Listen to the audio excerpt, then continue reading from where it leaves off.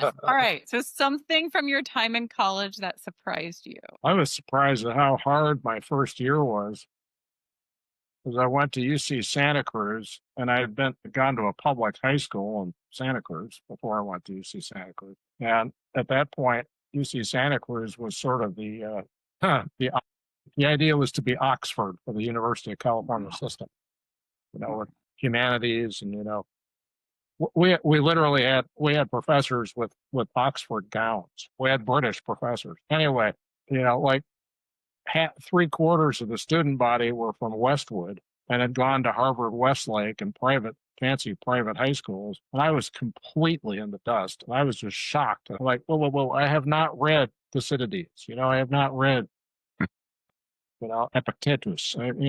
Help, I just was shocked at how hard it was. Academically hard. Academically Yeah. bewildering. I'm 18 years old and I'm studying history of consciousness. Consciousness has a history? Really? Yeah. Mine, I think, is not dissimilar. I went to Northeastern University in Boston, which is it's like well known for its sort of like, well, the thing that it likes the most about itself is it's a very intense internship program. So you go for 5 years, and 3 times during that 5-year program, you leave campus and get like a full-time job for 6 months and then come back. Oh, wow. And I thought that was so fun because I could like play, dress up in all these different careers. But now looking back on it, my friends and I who went to school together say that we went to finishing school for adults because what was surprising to us was like how adultified we got fast. Like you were kind of immediately like on LinkedIn, worried about how many connections you have. And how immediately this like hustle, grind culture, build your resume kind of attitude was sort of instilled in us. That took so many years after school to sort of unlearn and like learn that it's okay to not be productive all the time. And it was like a bunch of like gifted kids all in one place and getting there being like, wait, you've already had an internship with a senator? Like I worked at a bagel shop. Like I didn't do any of that stuff. And just feeling kind of like, behind. And feeling like you had to become an adult with like a professional purse at 19 was just a shock to the system, I think, for me. Yeah. Wow.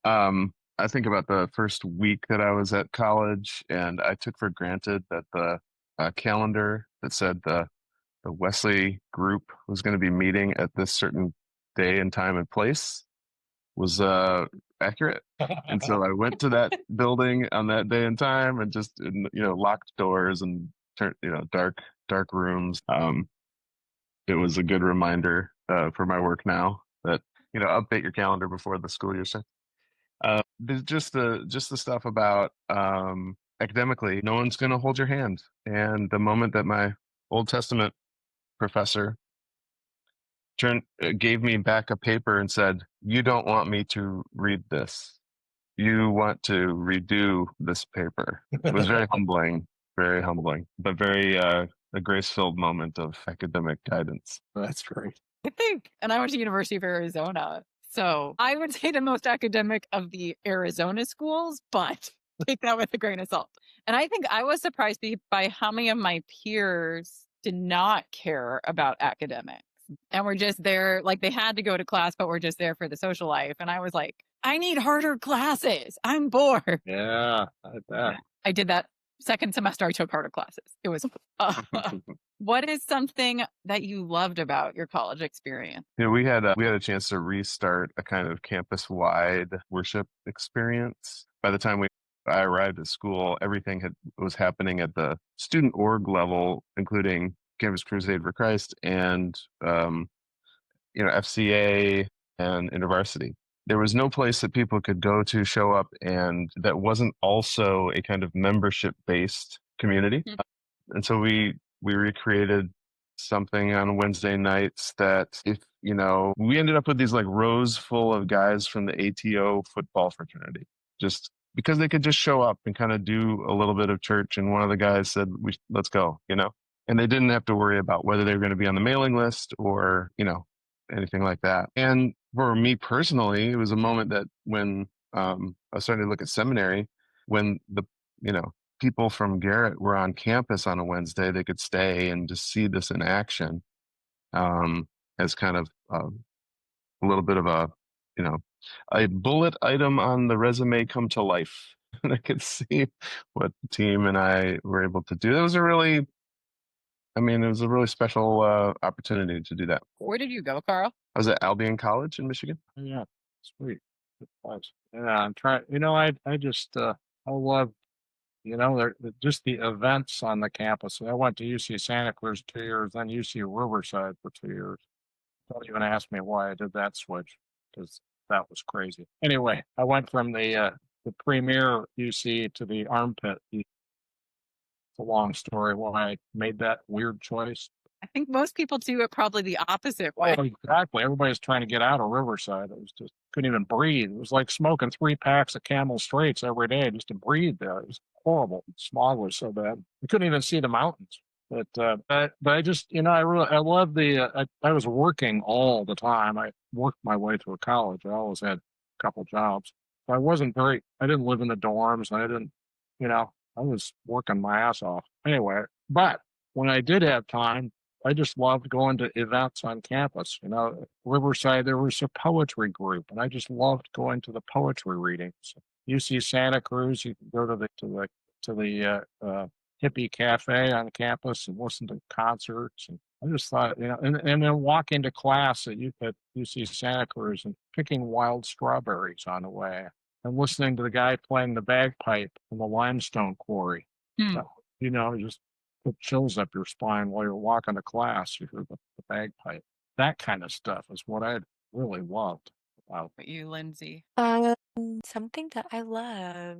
I think I loved the ability to try new things and restart over and over and over and get sort of closer to something that felt aligned with who I am, sort of like the upward spiral. It felt very spirally where sometimes you're like, oh no, I'm going down. And then you end up sort of ultimately going up. But yeah, I think about who I was at the beginning and who I was by the end. And it was so much more myself and so much more connected to friends that shared my same values. But it's just the ability to sort of be able to make those choices and disconnect from things that no longer feel like they are you, and just experiment and sort of be adventurous with your own life.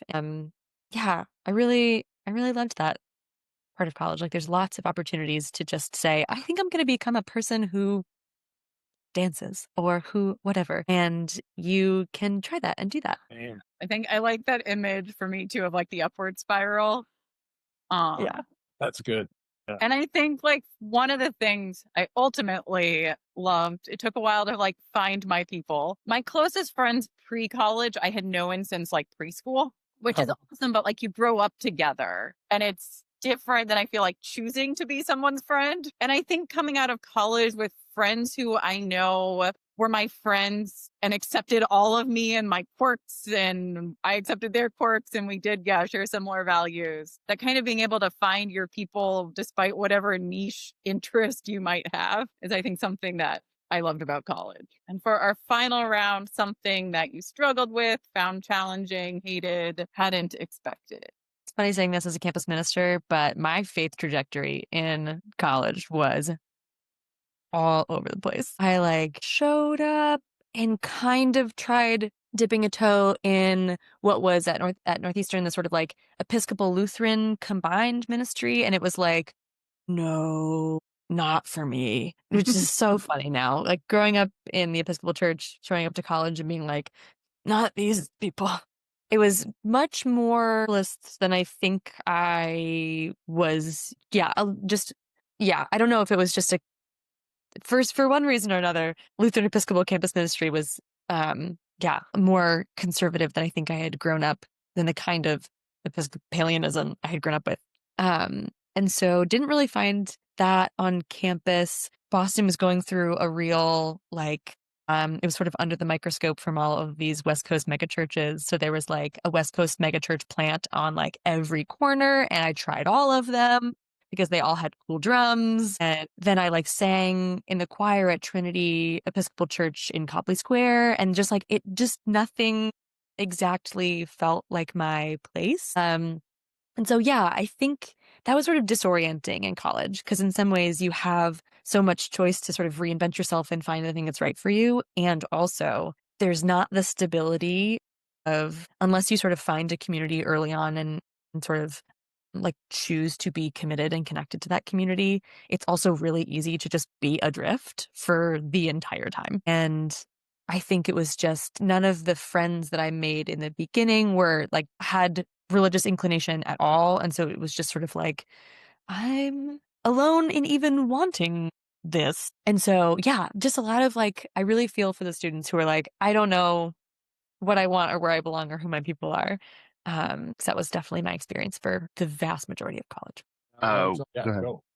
go. Oh, I arrived at Albion at a time when they had a like an interim chaplain for a couple of years, and interims are great at doing transitions and not great at actually getting anything going. Right? They're like fixing the problems of the previous deal. So the process for finding a new chaplain was something that I participated in as a student. I wasn't on like final decision making teams, but some interview teams, and it just seemed like everyone that the college was excited about did nothing for me as a student. They were very intrigued by 800-pound gorilla theological writer types that was going to, raise the profile of this small school in the middle of a cornfield in Michigan. Bless his heart, my brother who showed up whenever you would go and talk to him. He was finally hired and you go talk to him about some idea that you had. And he had this weird quirk of talking to you with his eyes closed. And it just I'm sitting in this room with this guy you're hoping is gonna be, really helping go along with your vibe, and just literally head back, listening. I think he did probably really amazing kind of writing work, and theology, and he actually showed up to some things. But in terms of a partner that like amplified what we were trying to do, I don't know if that's exactly what it was. And then, of course, like everybody's experience, kind of the year that I left, a new person came on board, and immediately some of the things we had been hoping for, like a kind of a house that could become an intentional Christian community, and a real deep engagement from the chaplain's office with our Wednesday night chapel stuff that was going to be happening, and support for that. All of that showed up as soon as I graduated. So anyway, it was frustrating. Yeah, it took me until my last two quarters of college to really find my groove and feel like I'd found my people and what I should be doing at school and how things work. It takes you 4 years to figure out how the university works, Mm-hmm. how the machine runs. It's just what I think, which is a major what we play in campus ministry is helping students speed up that cycle. Helping them learn.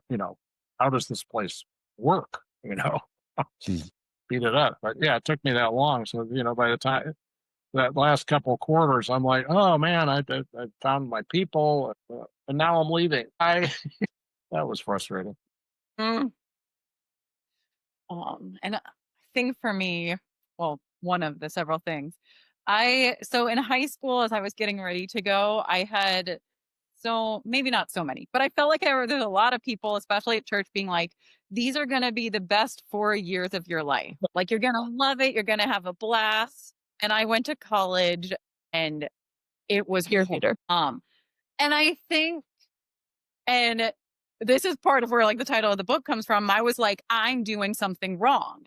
Like, maybe it's because I don't like to party. I'm not having the best time of my life. Maybe I'm not joining the right things. And I think I started to figure out that like some of my friends had similar experiences. But then when I became in my like this side of things, it was like freshman year is just hard for a lot of students and they feel like they're alone. And that's part of where you're not the only one came from. I feel like there's a lot of times in college, we feel like we're the only one who feels this way. And sometimes I think that can feel like we're doing something wrong and that's why we feel this way. And I'm like, you're not the only one. Like, this is a journey that a lot of us go through. It's part of the experience. There's good and bad and hard and beautiful parts of it. So how do we hopefully the book is hopefully something that can be a part of this journey with you and remind you that God is part of this journey with you. My hope is that it will foster conversations like what we've been having There's a lot of different things that we've touched on that are chapters. One of them is about finding a faith community, as you were talking about that, Lindsay, and Carl, and developing the worship. Like the chapter, one of them is like, there's no church like your home church. And I found a campus ministry right away, but I bounced around between churches when I went to church. And that was for me, a kind of disorienting experience to not have that belonging to a church community. There's, things about the transition. How do we make our values our own? How do you be intentional about how you're going to make decisions? And give yourself grace when you realize you made the decision you didn't want to make. How do we deal with perfectionism for those of us who might try to or struggle with perfectionism? How do you find balance?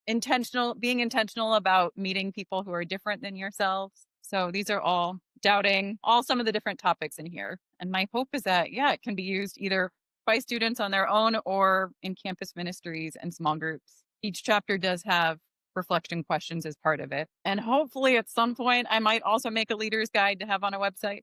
I haven't done that yet, but yeah. Megan, what's the part in the meeting people that are different than you that you would lift up, Zara? And I don't think I realized till I looked it up post-college that it was part of the Catholic workers movement, but my campus minister told me about a soup kitchen that I started going to volunteer at like every Thursday or Friday morning on my own. And the people in the kitchen I was working with, I think several of them had experienced homelessness before. And like, it was just a very different setting than my academic setting. This is part of what I talk about in that chapter, is like, this put me in a situation that initially I didn't feel comfortable.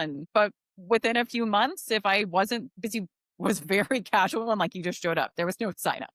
So if I missed a week and I came back the next week, they'd be like, oh, are you okay? Like, you weren't here last week. And so I realized, like, kind of made relationships there. But yeah, so that's like one of the things I lift up. It's like, how do you be intentional about forming relationships with people who are different in some way than your own identities? Yeah. And you're not relying on the programming of a campus ministry to make you do that or help you do it. There's something about the personal exploration of that practice that was powerful for you. Cool. Yeah. Yes. Oh, just on the soup kitchen thing, one of my favorite things was taking volunteers to a soup kitchen here in Detroit, and everybody had this idea of at least I will be slinging stew, but I'll be at least on one side of the table, folks will be on the other, so it'll be clear, and then the job for the day, and these are kids, job for the day is go through the line and eat with everyone here.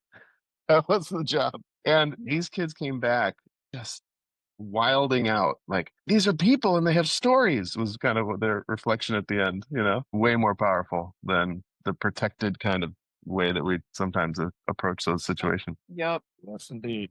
Right. We here get to volunteer and you're not with the people, but it's called Books Through Bars, and you receive letters from incarcerated individuals with book requests. And then you get to like match books up to be mailed to them.